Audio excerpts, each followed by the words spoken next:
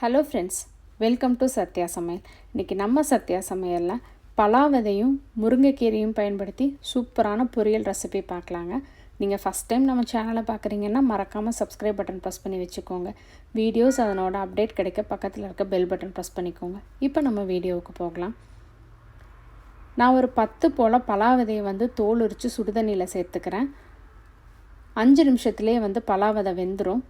வெந்ததுக்கப்புறமா உங்களுக்கு தோல் நீக்கணும் அப்படின்னா பலாவதையினுடைய தோலை நீக்கிட்டு இந்த மாதிரி பெரிய கண் இருக்கிற திருவியில் நம்ம துருவி எடுத்துக்கலாம். அப்போ தான் முருங்கைக்கீரையோட சேர்த்து வதக்கும்போது ரொம்ப குலையாமல் இருக்கும். வெந்து நல்லா ஆறுனதுக்கப்புறமா துருவினீங்க அப்படின்னா தான் நல்லா உதிர் உதிராக இந்த மாதிரி கிடைக்கும். இந்த அளவுக்கு துருவி எடுத்துக்கலாம். ரெண்டுக்குமே அளவு இல்லை, உங்களுக்கு விருப்பப்படுற அளவு சேர்த்துக்கலாம்.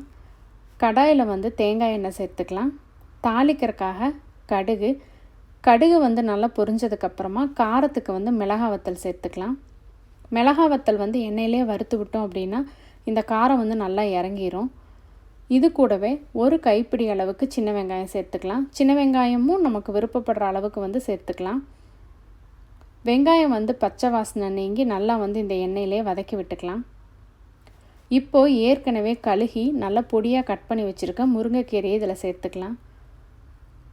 முருங்கைக்கீரையை சேர்த்துனதுக்கப்புறமா உப்பு எதுவும் போட வேண்டாம். நம்ம நல்லா கலந்து விட்டுட்டு தண்ணி தேவைப்பட்டது அப்படின்னா 1/4 டம்ளர் அளவுக்கு தண்ணி விட்டு நல்லா வேக வச்சு எடுத்துக்கலாம்.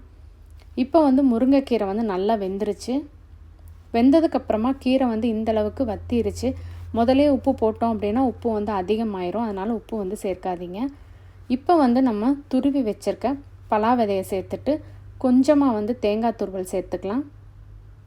இப்போ எல்லாத்துக்குமே சேர்த்து தேவையான அளவுக்கு உப்பு போட்டுக்கலாம். உப்பு போட்டதுக்கப்புறமா இந்த எண்ணெயிலே 3மே நல்லா கலந்து வர்ற மாதிரி ஒரு 5 நிமிஷத்துக்கு பெரட்டி விட்டு சிம் பண்ணிடுங்க. கீரையில் கொஞ்சம் தண்ணி இருந்தாலும் பலாவதை சேர்த்துனதுக்கப்புறமா நல்லா ட்ரை ஆகி வந்துடும். அதனால் ஒரு 4-5 நிமிஷத்துக்கு நல்லா கலந்து விட்டு இறக்கணும் அப்படின்னா சூப்பரான ஹெல்த்தியான முருங்கைக்கீரை பொரியல் நமக்கு ரெடி ஆயிடுச்சு. கண்டிப்பாக இந்த ரெசிபியை நீங்களும் உங்கள் வீட்டில் ட்ரை பண்ணி பாருங்கள். சுவையிருந்திட சுவைத்து பாருங்கள். தேங்க்யூ.